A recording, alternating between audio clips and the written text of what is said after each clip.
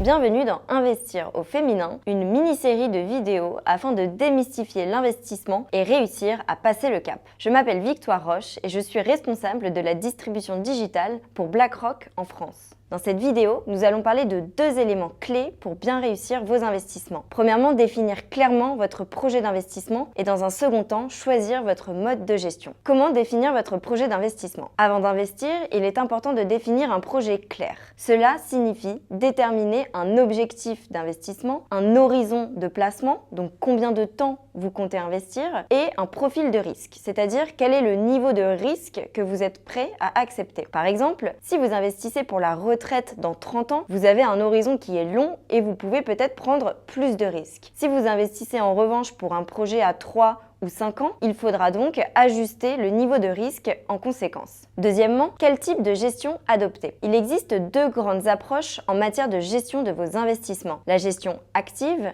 et la gestion indicielle. La gestion active implique une sélection délibérée des actifs de votre portefeuille dans le but de battre un indice. La gestion indicielle, quant à elle, consiste à suivre un indice de référence comme le CAC 40 ou le S&P 500 qui représente les 500 plus grandes capitalisations boursières aux États-Unis sans essayer de battre le marché. La gestion indicielle est moins coûteuse que la gestion active car cette dernière implique d'avoir une bonne connaissance et un suivi régulier des marchés financiers. En raison de ses coûts plus limités et de sa plus grande accessibilité, la gestion indicielle peut être considérée comme un bon outil pour ceux qui font leur premier pas dans l'investissement. La gestion active peut être plus adaptée aux investisseurs plus aguerris. Si vous ne vous sentez pas à l'aise avec la gestion de vos investissements, sachez aussi que vous pouvez déléguer cette tâche à une société de gestion. Ces professionnels s'occuperont de tout en prenant des décisions en fonction de vos objectifs financiers. Comme abordé dans une précédente vidéo, diversifier peut vous permettre de limiter les risques et la gestion indicielle vous aide à atteindre cet objectif.